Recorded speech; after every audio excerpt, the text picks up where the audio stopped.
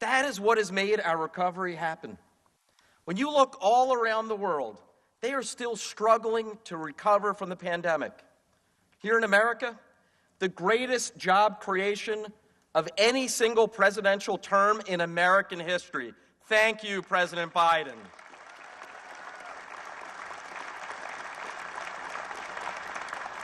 We see all around the world today as they are just attempting to get back to where they were pre-pandemic. We've already caught up and are surging ahead.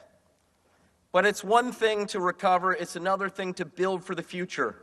We've done one and are now doing another. That's what being here is all about. And you know, when I talk about the 20,000 jobs that are being created, thanks in part to this federal investment, almost all of them are union jobs.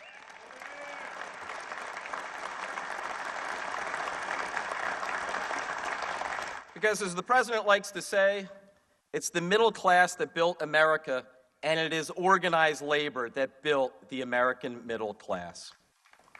So, you already heard Secretary Granholm talk about the advancements that are being made in science, what will be produced here, the way that'll help transition us to clean energy. Please don't forget that, because there are folks in Washington, D.C., that crazy place where I work, who like to say that, oh no, we have to accept the climate crisis or we'll lose jobs. It's completely false, and we're proving it false right here. The new jobs that are being created are jobs in the new economy and new energy. You know, right here along the banks of the Delaware River in Philadelphia, we have always been a major engine for economic growth in the United States. It is those jobs that brought my dad and my mother's parents to come to Philadelphia. To know that right here, future generations of our city and our entire area will be employed, it's exciting, it's invigorating. And Mr. President, again, I just want to say, on behalf of everyone in my district, thank you, President Biden.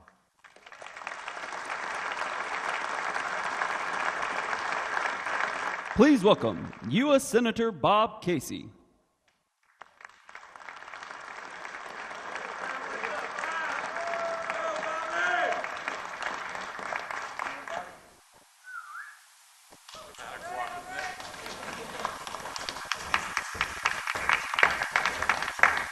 Well, good afternoon, everyone.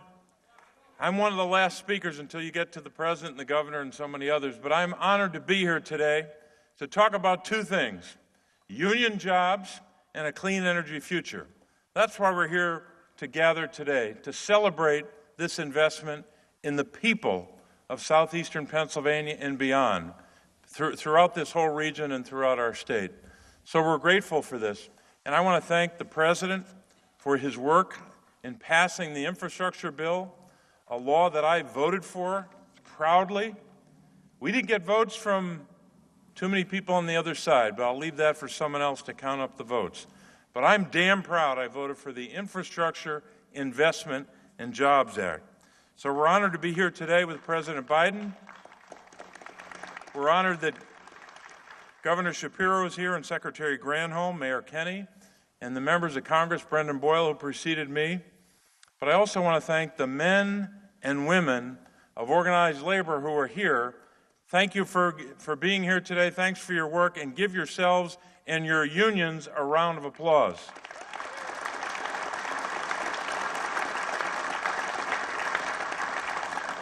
But we're here today to celebrate those union jobs and the investment in a clean energy future. Thanks to this infrastructure law, this region, the Philadelphia region, southeastern Pennsylvania, won a highly competitive award to create the Mid-Atlantic Clean Energy Hub, to generate hydrogen from renewable and nuclear energy. This is a good day for this region. It's a good day for the men and women of organized labor to celebrate the high-skilled workforce that is here in southeastern Pennsylvania. So it's a good day for Pennsylvania.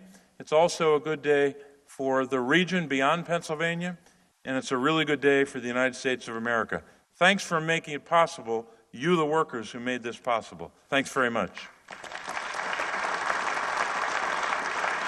Please welcome Pennsylvania Governor Josh Shapiro.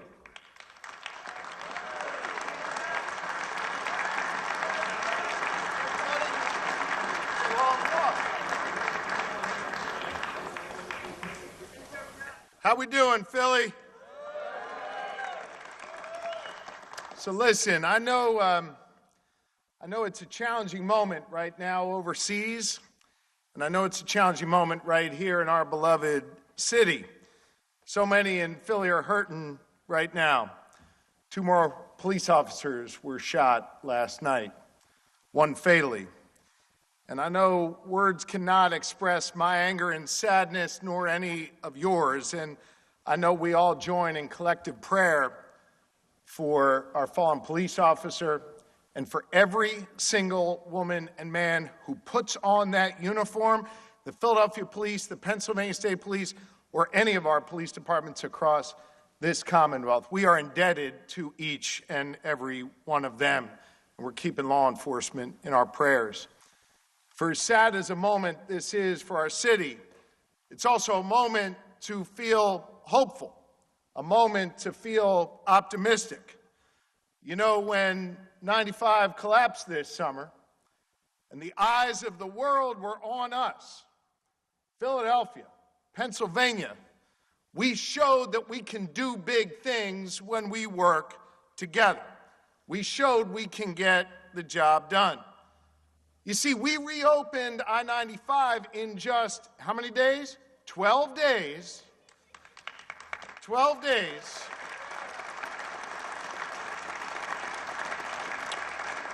We did that, I think, fundamentally for 2 reasons. Number one, because 95 was rebuilt with the hands of organized labor right here in Philadelphia. And number 2, as the mayor knows, we had a great partner in President Joe Biden. We sure did.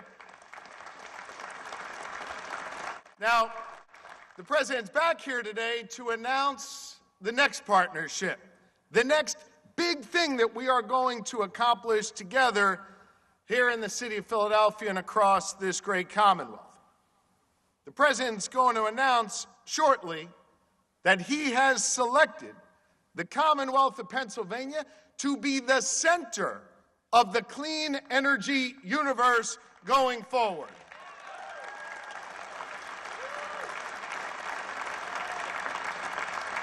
And hear me on this, I'm competitive as hell, and there aren't many states that are part of this, but Pennsylvania is the only state in the nation to secure 2 regional hydrogen hubs, 2 of them right here in the Commonwealth. Our team worked incredibly hard on that. We're so proud of them, and we couldn't be more grateful to Senator Casey and our entire federal delegation for leading this forward. Look, grit and ingenuity, toughness, that helped Pennsylvania build this nation. It helped Pennsylvania rebuild I-95 in just 12 days. And it will now lead the next chapter in our American story around innovation and opportunity and clean energy right here in the Commonwealth for our nation. Look, the president, of course, is no stranger to Pennsylvania. He knows what we're capable of here in the Commonwealth, and so do I. With these 2 hubs, we will now be able to connect the dots between the best, most highly trained union workforce in the entire country, our world of higher education and science and innovation, industry. Everybody is going to be rowing together as we write this next chapter in our American story. The President of the United States came back to Philadelphia today because he believes in us. The President came back to Pennsylvania today because he wants us to be the center of the clean energy universe. And the President of the United States came back here today because he believes in us, and so do I, and together we are going to get it done. Thank you all very much. Let us get to work. Thank you.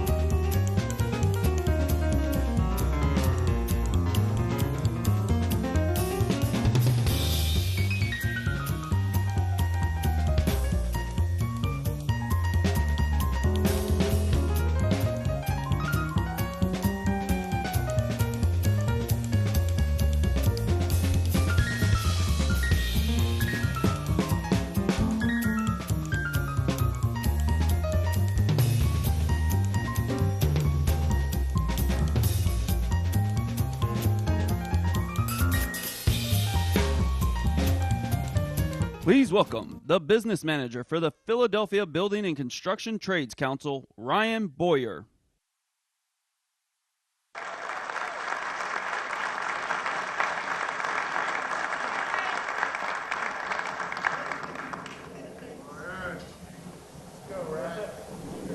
gonna trot like Josh.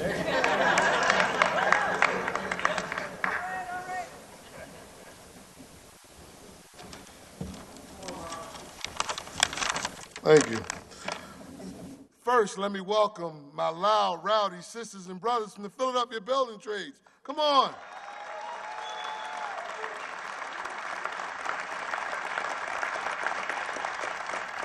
I'm honored and privileged to be here today to present the most labor-friendly president in the history of the United States of America, our president, Joe Biden.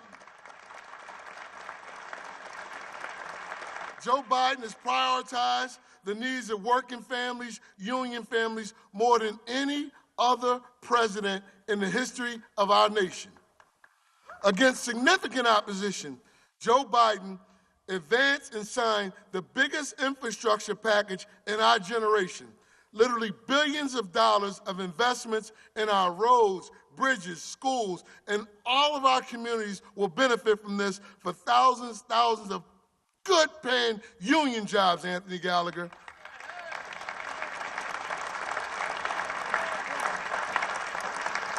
And with the help of my good friends at the Building Trades, Jim Snell, all the guys here, Mark Lynch, we will have a well-trained, well-prepared union workforce ready to go. These jobs and opportunities they present will change the trajectory of many of our communities. And that's really just the beginning. Joe Biden has earned our support time and time again. Next year, we will send him back to the White House to continue this critical and most important work.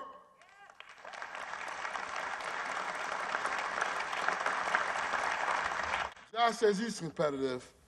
Boy, you don't know about North Philadelphia competitiveness. And for us, in the whole city and the whole region, there is really no alternative.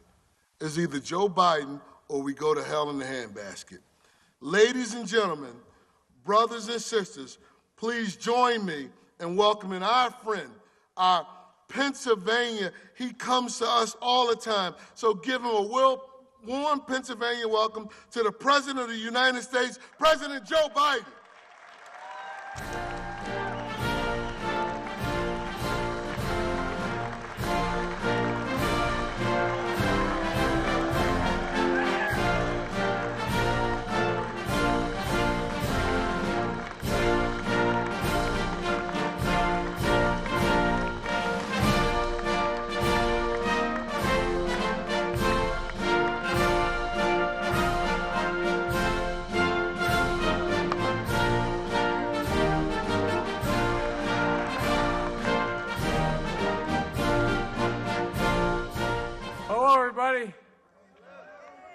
It's good to be almost home. Hey guys, I live in Delaware, okay? And by the way, I'm a big Pennsylvania guy, but you have an advantage in Philly. One, I married a Philly girl. Two, you're between Scranton and Wilmington. You know, Scranton, you guys have no sense of humor, man. Look, Ryan, thanks for that introduction. I really mean it. And before I get started, I want to acknowledge two brave police officers on a serious note were shot last night. One was killed at the Philadelphia airport. I talked to the chief and the mayor about this. They put their lives on the line to protect this community. We owe them a debt of gratitude, and we're praying for them and for their families today. I also want to say a word about the situation in Israel. The more we learned about the attack, the more horrifying it becomes. More than 1,000 innocent lives lost, including at least 27 Americans. These guys make Al-Qaeda look pure. They're pure evil. As I said from the beginning, the United States, make no mistake about it, stands with Israel. The United States stands with Israel.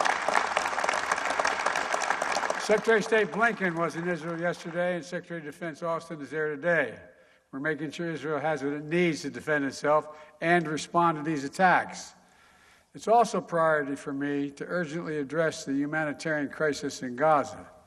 At my direction, our teams are working in the region, including communicating directly with the governments of Israel, Egypt, Jordan, and other Arab nations, and the United Nations to surge support and humanitarian consequences for Hamas attack to help Israel. You know, we can't lose sight of the fact that the overwhelming majority of Palestinians had nothing to do with Hamas and Hamas's appalling attacks, and they're suffering as a result as well. This morning, I spoke with the family members of all those Americans who are still unaccounted for on a Zoom call for about an hour and 10, 15 minutes. They're going through agony, not knowing what the status of their sons, daughters, husbands, wives, children are. You know, it's gut-wrenching. I assured them my personal commitment to do everything possible to return every missing American to their families. We're working round the clock to secure the release of Americans held by Hamas in close cooperation with Israel and our partners around the region. We're not going to stop till we bring them home. Folks, now for the reason to be here. Secretary Granholm, no one's more enthusiastic about building our clean energy future than you are. And I got so many friends here today. Pennsylvania delegation, Josh Shapiro, Governor, Mayor Kenney is an old friend, one of my closest friends in the Senate and in politics, Bobby Casey. Representative Brendan Boyle is always there. And I have Governor John Carney from Delaware and Tom Carper, two of the best people I've ever worked with. And New Jersey delegation, Donald Norcross. I kid Donald all the time that Delaware's small, but we own the Delaware River at the high water mark in New Jersey. By the way, there's a lawsuit that actually happened. Anyway, but and he couldn't be here, but Cory Booker is a good friend, and who's on the ground in Israel. And when the attacks occurred, from everything he's doing to support the people of Israel. And I also want to thank him for pushing so hard for the projects we're about to talk about. And Governor Phil Murphy couldn't be here, but he's also a strong, strong supporter. And one thing before we get started, let's go Phillies. You watch that game last night? Yo! Between the Phillies and Eagles, man, it's a good year, man. This is a good year. We're going to win the series and the NFL. Look, and if I didn't say that, Bobby Brady would be up on the stage here with me. Look, you heard me say it before. When I think climate, I think jobs, good-paying jobs, union jobs. By the way, I'm serious. Look, let me get one thing straight about unions. The reason I'm so pro-union, the middle class built America. Wall Street did not build the middle class. Unions built the middle class.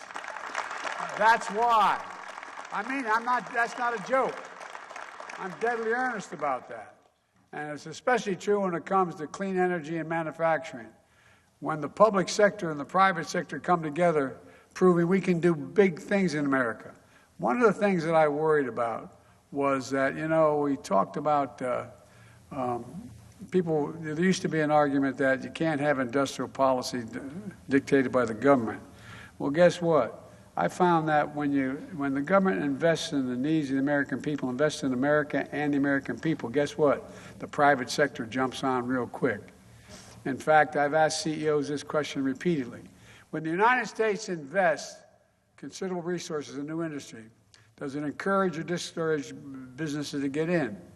And the answer is clear. It encourages them to get in.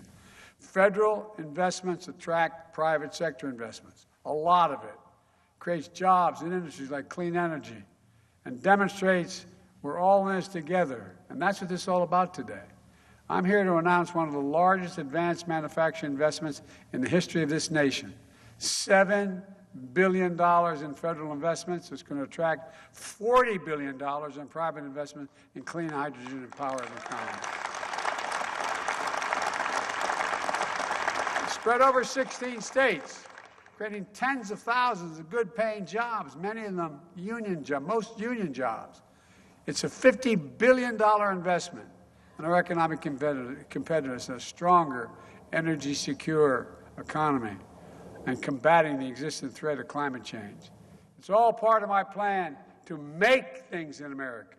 You know, there was a law early on that I forgot about, which was that back in the 30s, during the Roosevelt time, it said it wasn't only good, but we should encourage, when the president has money to spend that the Congress gave him, that president should do two things. One is make sure he or she invests that money by making sure that that money is being spent on American projects by American workers with American products. And guess what? Presidents all along kept saying, well, we have exceptions. We only 30% need to be that, only 40%. Well, guess what? I changed that. To invest in America and invest in America is what we do. We grow the economy from the middle out and the bottom up, not the top down. When I came to office, I was determined to move away from the trickle-down economics. You know, you usually say when the wealthy do well, big business, everybody's going to do well. Well, not a whole hell of a lot dropped out of my dad's kitchen table when I was growing up. No, I'm serious. I decided we're going to focus on building the middle class. When the middle class does well, everybody does well. The poor have a way up, the middle class do very well, and the wealthy still do well. They got to start paying their taxes. That's another issue. Folks, you know, the press started calling this my plan Bidenomics. Today's announcement is a critical piece of that plan. Let me explain. I made it a goal for our country to get to net zero emissions from pollutants no later than 2050. By the way, it's the only existential threat to humanity. Is we don't do this, we don't stay below these numbers, the whole world's changing. Our kids are going to be, and our grandkids are going to be, anyway, I don't want to even think about it. Clean hydrogen is going to help us meet that goal. When it comes to charging our cars or powering our homes, all we need is clean electricity to power, to get from solar and wind. That's just fine, and we're doing that. And we're getting close to meeting that goal. But when it comes to manufacturing things like steel, aluminum, and other materials, factories need to process materials at over 1,000 degrees Fahrenheit to get that done. You need to burn fuel to get that done. You can't get it done with wind and solar projects. You cannot generate that much energy. That's where hydrogen comes in. Hydrogen can power industries like the production of steel and aluminum. It can transfer, and it's going to end up changing our transportation system, like trucks, rail, planes. Clean hydrogen produces energy resources like wind and solar. That lets us get to this place without putting more carbon in the atmosphere. You know, when I put that forward, they said we couldn't do anything bipartisanly in the Congress. Well, I introduced the bipartisan infrastructure bill. It got passed. It got passed, even though we only had a couple votes extra in the Senate. And it contained funding to harness the benefits of hydrogen and encourage states and industries to join together to create things called hydrogen hubs. And folks, those hubs are about people coming together across state lines, across industries, across political parties to build a stronger, more sustainable economy and to rebuild our communities. The hub is in the Middle Atlantic region. It's made up of 17 sites spanning southeastern Pennsylvania, Delaware, and New Jersey. And the hubs are existing infrastructure supporting oil industry and oil pipelines and refineries and repurpose and regenerate, store, transport, and use clean hydrogen instead. This hub alone is going to produce 100,000 tons of hydrogen per year, 100,000 tons. Up to $750 million in public investment is attracting $2.25 billion in private investment. And here are some examples of how it's going to work. The Delaware City refinery in my state, vacant, owned by Chesapeake Utilities in Georgetown, Delaware, and a former jet fuel terminal in New Jersey, all use renewable energy like solar power to produce clean hydrogen. Plumbers, pipe fitters, we're going to replace and retrofit oil pipelines to transport the hydrogen here, where fueling stations at the Port of Philadelphia in partnership with Philadelphia Gas Works will provide clean hydrogen to people to power trucks, heavy-duty equipment operated by longshoremen and Teamsters. That'll mean cleaner air, since the equipment that runs on hydrogen produces fewer emissions than diesel.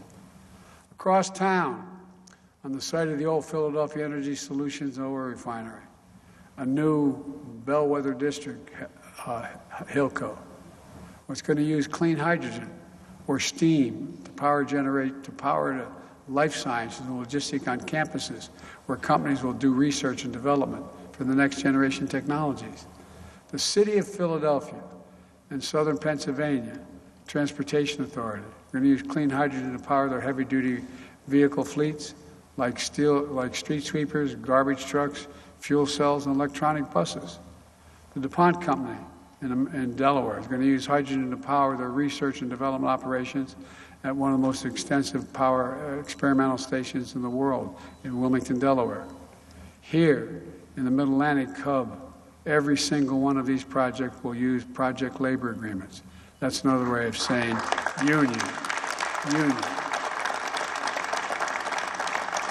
And by the way, here it's going to create 20,800 jobs. 20,800 jobs here in this hub. Plumbers, pipe fitters, electricians, laborers, and so much more. Look, we're not just creating jobs here in the region. In western Pennsylvania and Ohio, West Virginia, Hydrogen Hub will bring another source of good-paying jobs to the coal communities, so workers who powered our nation for generations can now work and produce clean hydrogen, just like we've seen them start their careers reclaiming abandoned mines, manufacturing advanced batteries, and the solar industry, because they deserve it. They powered us for so long, just like my hometown of Scranton. The same communities that were once thriving coal mining and power plant towns will now be the center of our new clean energy economy. We're restoring hope and opportunity and dignity along the way. That was my commitment, and that's what we're delivering. We're doing the same thing at a hub in the Midwest, a hub in California, and another hub in the Dakotas and Minnesota. All across the country, from coast to coast, in the heartland, we're building a clean energy future here in America, not somewhere else. Taken together, the emission reductions from these hydrogen hubs will be the equivalent of taking 5.5 million gas-powered vehicles off the road. 5.5 million. And across America, all these hubs are anchored in the promise to local communities, a promise to build these right, to ensure local priorities are at the forefront, risks are mitigated, and everyone benefits, especially communities left behind, like those that have suffered disproportionately from the legacy of pollution and environmental injustice. For example, here in Pennsylvania, Cheyney University, the oldest HBCU in the country, is part of this hub and will be training workers for these new clean energy jobs. Hubs are just one example of what we're doing to rebuild America for all Americans. Through the bipartisan infrastructure law, which I helped write and pass, we're making the most substantial investment since President Eisenhower in roads, bridges, ports, airports, clean water, high-speed internet. These are good-paying jobs. We've already announced over 38,000 projects across 4,500 communities all across this nation. Here in Pennsylvania, we've already announced it's going to get $10.2 billion, including for 300 specific projects across the state. There's no better example.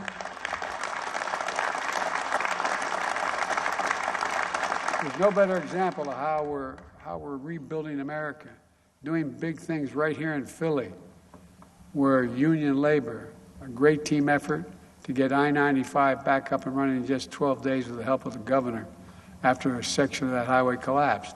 Anybody think we'd be able to do that in 12 days? It's never been done before. We're upgrading airports from Pittsburgh to Lehigh Valley to right here in Philly. And I want to tell you, and Bobby, I say Bobby, my good buddy, the guy from Scranton, you know, Casey, we're investing $900 million, almost $1 billion, to rebuild the Montgomery locks and dams. We're going to get moving on and I promised Bob, We got a lot of money for Amtrak. We're going to build it. Where is he? Bobby, we're going to build that line from Scranton to New York. It's coming, man. I'm determined to build that line. We used to have it. Now we got the money and we're going to get it done. Since I took office, we've created 13.9 million new jobs across America. 13.9. We've created 850,000 manufacturing jobs, twice as many as the previous administration created in all its time. The unemployment rate has stayed below 4% for 20 straight months in a row, the longest stretch in 50 years.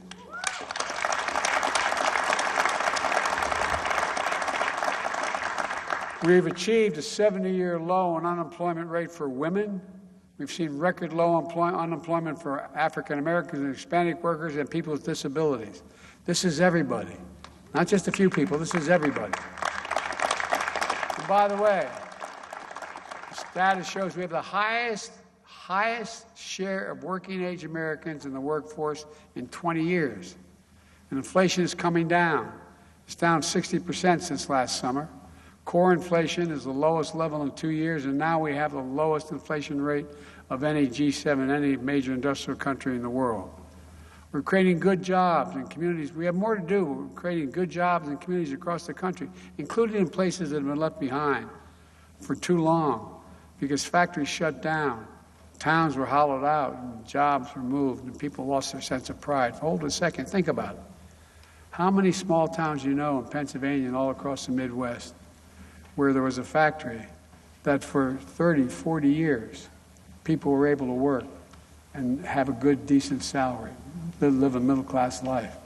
And all of a sudden, corporate America decided, I'm going to find cheaper labor overseas. I'm going to send the job overseas and import the product. Not anymore. When those jobs move overseas, they're bringing them back, and we're bringing them back big time, big time.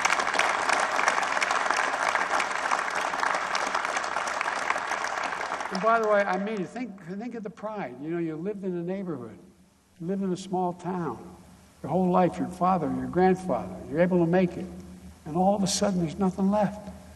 Kid comes to you and says, I got a good education, Mom, but I can't live here anymore. There's no jobs. We're going to restore their pride as well. Under Bidenomics, you don't have to leave home or your family to get a good job. Under Bidenomics, we're investing in industries of the future, so that the future is made in America. Made in America. And folks, we're just getting started. My Investing in American agenda has led to manufacturing boom and attracting over $500 billion. $500 billion in private investment in 2.5 years. And in manufacturing and the industries of the future. Spending on factory construction has doubled in the last 2 years after growing only 2% under my predecessor. And now, instead of exporting American jobs, we're creating American jobs and exporting American products. I really mean it. Think about, I know this sounds boring, but I really mean it. And that's good for everybody. Let me close with this. I came to office determined to get this country up again. So we could face the existential threat of climate and still grow, to fundamentally change our economy, and to transition this country to a clean energy future. Today's announcement is all part of a bigger vision to do just that. We're going to invest in the Inflation Reduction Act that we passed. I was able to put in $369 billion. $369 billion. And by the way, I reduced the budget by $1.7 billion. Okay? I reduced the debt while doing this. To fight climate change. It's the largest investment of its kind anywhere in the world. The single largest investment ever. And we invented, by the way, we invented the semiconductor. The little thing, the little chip about the size of the end of your finger. We went to the moon.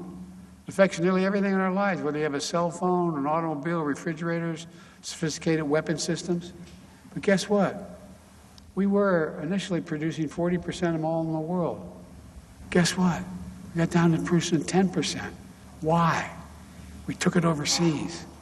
So I proposed legislation, which I thought would be a slam dunk to pass, but we had a little bit of resistance from my MAGA friends, and signed it. And as a result, semiconductor companies all over the world are investing hundreds of billions of dollars to bring chip production back home.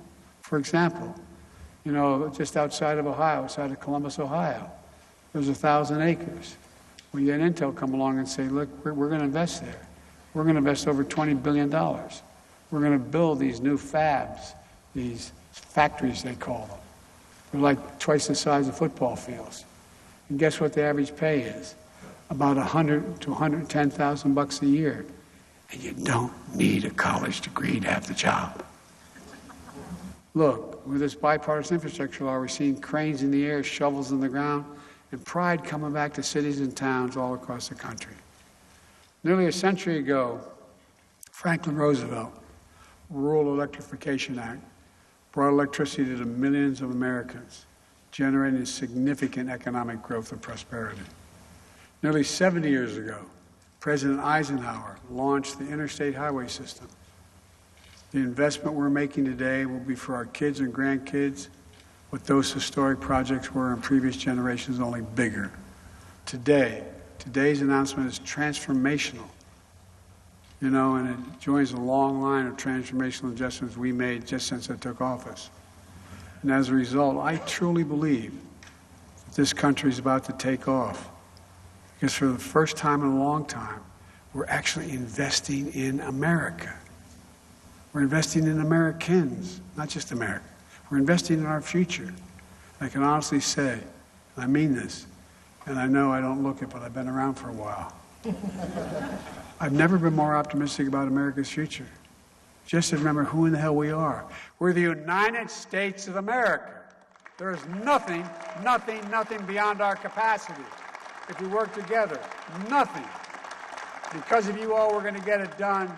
We're the leading country in the world. We're going to remain that way, and God bless you all, and may God protect our troops. Thank you.